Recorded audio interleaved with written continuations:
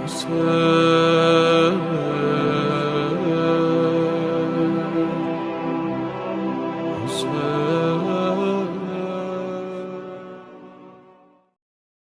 اللہ الرحمن الرحیم. السلام علیکم یا ابا عبداللہ، السلام علیکم ابن رسول اللہ، السلام علیکم ورحمۃ اللہ وبرکاتہ.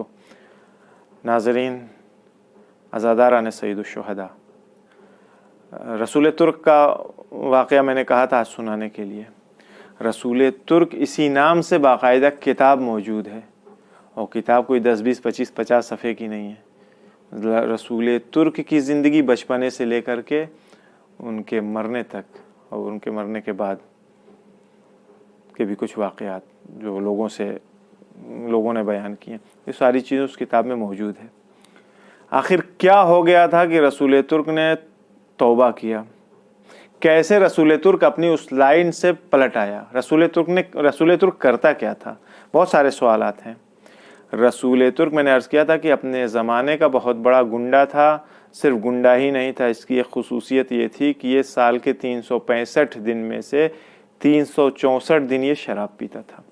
کوئی رات ایسی نہیں گزرتی تھی جس میں یہ بغیر شراب کے رہا ہو. صرف اور صرف سال میں ایک رات ہوتی تھی، حتیٰ عاشور کے یہ عشر اولا جو ہوتا ہے، ابتدائی 10 دن محرم کے جو شروع ہوئے ہیں، ان میں بھی یہ راتوں میں شراب پیا کرتا تھا، مست رہتا تھا. صرف ایک رات ہوتی تھی جس میں شراب نہیں پیتا تھا، وہ شب عاشور ہوتی تھی. خود ہی کہتا تھا کہ مولا حسین، میں نے آج شراب نہیں پی ہے. اس لیے نہیں پی ہے کہ آج شب عاشور ہے، بلکہ کیا کروں، شراب خانے سارے بند ہیں. یہ آج سے 63-60 سال پہلے ان کی ڈیتھ ہوئی ہے، اور یہ اپنی جوانی میں راہ راست پر آئے ہیں. یعنی شاہ کا زمانہ تھا، اس زمانے میں شراب خانے آسانی سے سب کھلے رہتے تھے، لیکن عاشورہ میں بند ہوتے تھے، شب عاشور. تو اس کے دوست رسول ترک کے کہتے تھے کہ کیوں فالتو کی باتیں کرتے ہو، پھینک رہے ہو، جسے ہم کہتے ہیں اپنی زبان میں، کیوں پھینک رہے ہو؟ تمہارے گھر میں گیلن بھر کے شراب رکھی رہتی ہے. اس کے اوپر طنز کرتے تھے کہ گیلن تمہارے گھر میں شراب رکھی رہتی، فالتو میں پھینک رہے ہو، جب جی میں آئے تم پیو. لیکن آپ دیکھیے، شراب پیتا تھا، ہر روز پیتا تھا، لیکن امام حسین علیہ السلام کو پہچانتا بھی تھا. کہتا تھا کہ مولا حسین، اگر کھلی ہوتی تو میں پی لیتا، چونکہ آج بند ہے اس وجہ سے نہیں پیا ہے میں نے. یہ شخص انجمن جو جلوس نکلتا تھا، جلوس میں ایک لیڈر ہوتا ہے جو پورے جلوس کو، دستے کو لیڈ کرتا ہے، کہاں دستہ لگنا ہے، کیسے لگنا ہے، کہاں چلنا ہے، کہاں نہیں چلنا ہے.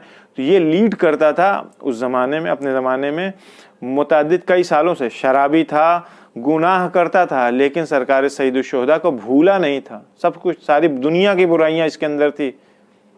قتل کروا لیجئے اس سے، جو کسی کو گالی دلوا لیجئے، کسی کو پٹوا دیجئے، جو جی میں آئے، سارے یہ کام کرتا تھا برے. لیکن اس کے ان تمام چیزوں کے باوجود امام حسین کو یہ بھولا نہیں تھا، یاد رکھتا تھا.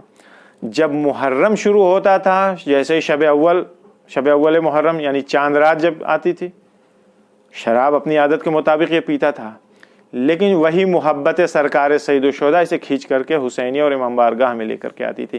تہران کے بازار میں امام بارگاہ تھی، جسے حسینیہ کہتے ہیں. اس امام بارگاہ میں، اسی کے محلے میں ہی تھی، وہیں پاس میں رہتا تھا. یہ جایا کرتا تھا محرم کے 10 راتوں میں مجلسوں میں شرکت کرنے کے لیے.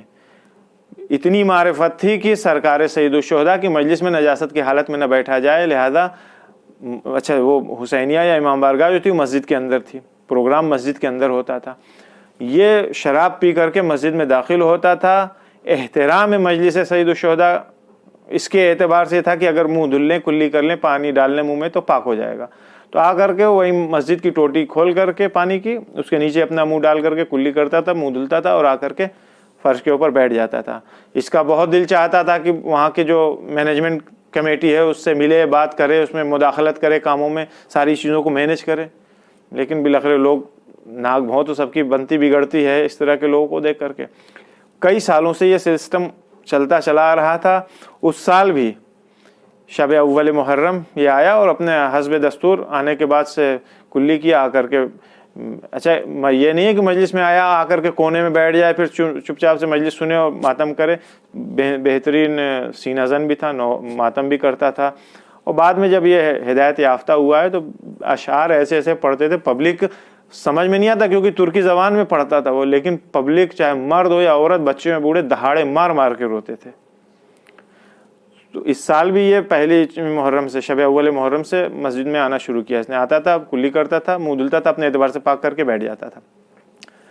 اس سال جو ٹرسٹیز تھے انجمن کے, صدر سیکریٹری اور دوسرے افراد جو اس پروگرام کو کرتے تھے, انہوں نے کہا کہ یہ رسول ترک آتا ہے بھائی, ہمارے لیے ننگ ہے. یہ آدمی اتنا بے حیا ہے کہ شراب پی کر کے مسجد میں آ کر کے کلی کرتا ہے, یہی مسجد کے پانی سے, اور آ کر کے یہاں مسجد میں بیٹھ جاتا ہے. تو ایسا ہے کہ اس سال سے اس کو منع کر دیا جائے کہ اب ہماری مجلسوں میں آنے کی ضرورت نہیں, تم کہیں اور جاؤ.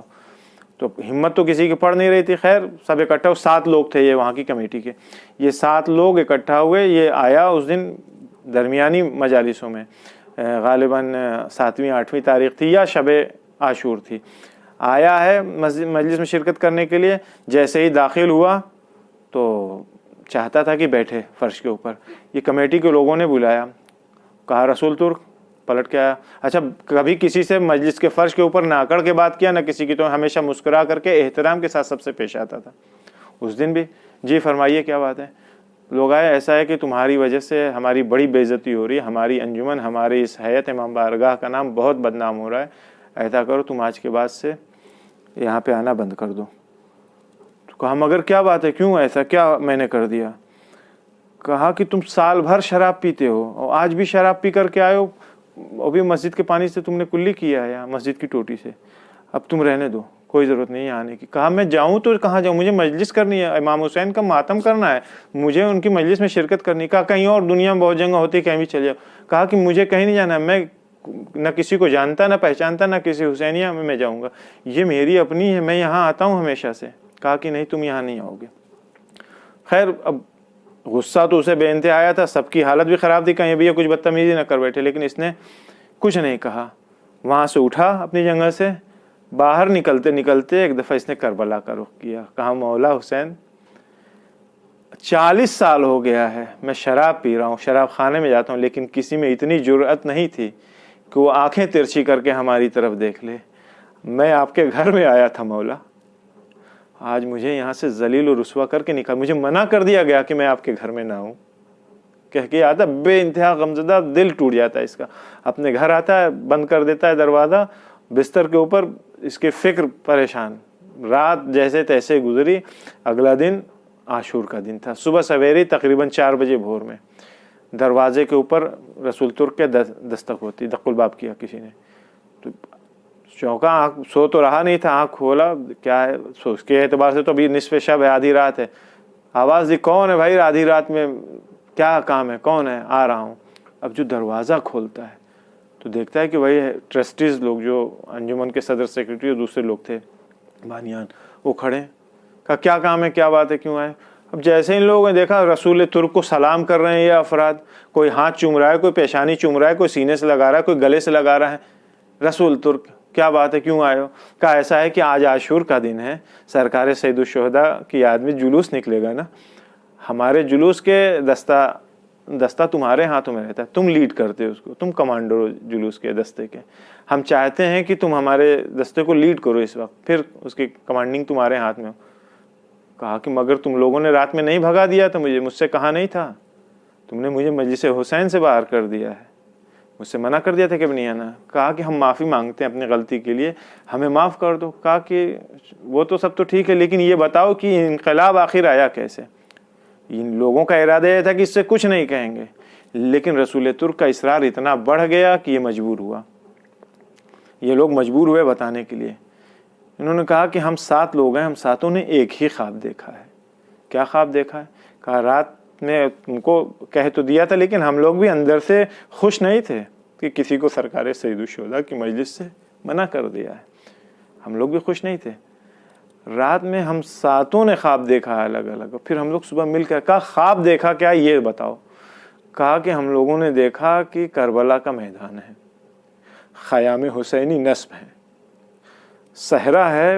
ہم لوگوں نے دور سے خیمہ دیکھا کہ یہ خیمہ جو ہے یہ سرکار سید الشہداء ان کے اصحاب کا ہے. تو ہم لوگ آپس میں کہتے ہیں چلو چل کر کے مولا کے خیمے کی طرف چلتے ہیں، وہاں چل کے دیکھیں کیا حال ہے، مولا کی کچھ مدد کیا جائے۔ ہم لوگ چلنا شروع کرتے ہیں کہ ہم لوگ کو احساس ہوتا ہے کہ کوئی کتا ہے جو ہم لوگ کا پیچھا کر رہا ہے۔ ہم لوگوں نے اپنے قدم تیز بڑھانے شروع کیے، کتے نے بھونکنا شروع کیا۔ خیمے کے نزدیک ہی پہنچے تھے کہ کتا سامنے سے گھوم کر کے آ گیا اور ہم لوگوں پر حملہ کرنے لگا، ہم لوگوں کو روکنے لگا کہ ہم لوگ خیمے حسینی میں داخل نہ ہونے پائیں۔ یہاں تک کہ وہ شخص کہتا ہے کہ میں اس کتے سے درگیر ہوا، تب تک میں نے کتے کے چہرے کے اوپر نگاہ نہیں کیا تھا۔ جب اس سے میری درگیری ہو گئی، کتے سے میں الجھ گیا، اس کو اپنے سے دور کرنے لگا، تب میری نگاہ اس کتے کے چہرے کے اوپر پڑی ہے۔ کہہ کے پھر خود چپ ہو گئے۔ کہا پھر کیا ہوا بتاؤ؟ کہا کہ میں نے دیکھا، ہم سبھی نے دیکھا کہ اس کتے کا چہرہ کسی اور کا نہیں، ایک دم تمہاری شکل و صورت سے ملتا ہے۔ جسم اس کا کتے کا تھا لیکن شکل و صورت اس کی ایک دم تمہارے جیسی تھی۔ یعنی وہ کتا سرکار سید الشہداء کے خیمے کی حفاظت کر رہا تھا، نہیں کسی بھی انجان آدمی کو سرکار سید الشہداء کے خیمے کی طرف بڑھنے نہیں دینا چاہتا۔ جیسے ہی ہم لوگوں کی نگاہ اس تمہارے چہرے کے اوپر یعنی اس کتے کے چہرے کے اوپر پڑی ہے، ہم لوگوں کو ایک عجیب سا ذہنی جھٹکا لگا کہ یا اللہ یہ کیا ہو گیا؟ ہم لوگ اتنے سالوں سے سیاہ پرچم لگا رہے ہیں، سیاہ لباس کپڑے پہن رہے ہیں، سرکار سید الشہداء کی عزاداری کر رہے ہیں، لیکن ہم لوگ اس لائق بھی نہیں کہ ابا عبداللہ الحسین کے حفاظت کرنے والے کتے بھی بن سکیں۔ ہم لوگ کی آنکھ کھل گئی اور پھر ہم لوگ اکٹھا ہو تم سے آئے۔ جیسے ہی وہ سنتا ہے اپنے سر کو دروازے کے جو در تھا اس کے گھر کا، اس کے اوپر مارنا شروع کرتا ہے۔ کہا سچ کہہ رہے ہو تم؟ واقعاً تم لوگ سچ کہہ رہے ہو؟ ان لوگوں نے کہا کہ جو خواب دیکھا تھا وہ بتا دیا ہے۔ اور وہ اپنے سر کو مارنا شروع کرتا ہے، کیونکہ جب اس دن رات میں اس کو جلسے سے مجلس سے نکالا ہے تو یہ کہہ رہا، اس نے کہا تھا کہ ہمیں نہ جانے دو۔ اب یہاں پہ ان لوگوں نے یہ خواب دیکھا، کہا کہ تم کتنے عظیم ہو، ہم نے تم لوگوں کی توہین کیا، بے حرمتی کیا۔ اس نے رات میں کہہ رہا تھا کہ مجھے رہنے دو، مجلس میں آنے دو، جلسے میں آنے دو، دستے میں جانے دو، میں ان بچوں کی حفاظت کروں گا۔ رات میں ایک بات متولیوں سے اور جو ٹرسٹیز تھے ان سے یہ بھی کہا تھا کہ میں ایک کتے کی طرح سے ہوں، حفاظت کروں گا۔ جس طرح سے بھیڑ اور بکریوں کا جو جھنڈ ہوتا ہے چرواہا لے کے چلتا ہے، کتے کے کام کیا ہوتا ہے؟ ان کی حفاظت کرتا ہے۔ میں ان عزاداروں کی، ان جوانوں کو کسی کو اذیت نہیں کرنے دوں گا، ان ماتم داروں کو میں سب کی حفاظت کروں گا۔ لیکن ان لوگوں نے سنا تھا، اب آئے ہیں ہاتھ پیر جوڑے ہیں، پوچھتا ہے کہ صحیح کہہ رہے ہو تم لوگ؟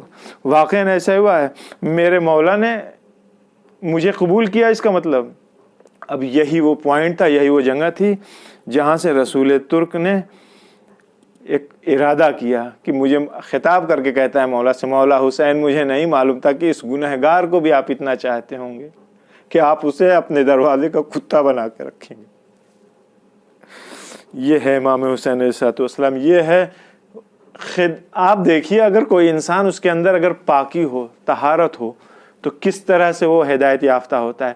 خلوص سے آتا، گنہگار تھا، اس میں کوئی شک نہیں، گناہ کرتا تھا، لیکن محبت تھی، اور وہی محبت، وہی ذرا سی محبت جو تھی معرفت والی، اتنی سی معرفت کی محبت جو تھی، اسی معرفت کی محبت نے یہاں جب یہ خواب کی تصدیق ہوگی کہ ہاں یہی واقعاً خواب دیکھا، وہیں توبہ کرتا مولا اگر مجھے معلوم ہوتا کہ آپ مجھ گنہگار سے اتنی محبت کرتے ہیں، میں کبھی بھی اس نجاست کو اپنے ہونٹوں پر نہ لگاتا، مولا وعدہ کرتا ہوں۔ پھر یہ انسان پھر عام رسول ترک نہیں تھا، اب اس کے زبان سے جو جاری ہوتا تو معرفت اہل بیت جاری ہوتی تھی۔ اب یہ رسول ترک معمولی رسول ترک نہیں تھا، معمولی انسان نہیں تھا، بلکہ اپنے وقت کا عارف تھا۔ مجلس حسین میں ایسے گریا کرتا تھا جیسے کیا کوئی بوڑھی عورت اپنے جوان کے اوپر گریا کرے گی۔ لہذا ہم تمام لوگوں کو کربلا اور عزاداری فرش سید الشہداء سے جس عزاداری میں ہم شرکت کرتے ہیں اس سے درس لینا چاہیے کہ ہماری بھی عاقبت بخیر ہو۔ والسلام علیکم ورحمۃ اللہ وبرکاتہ۔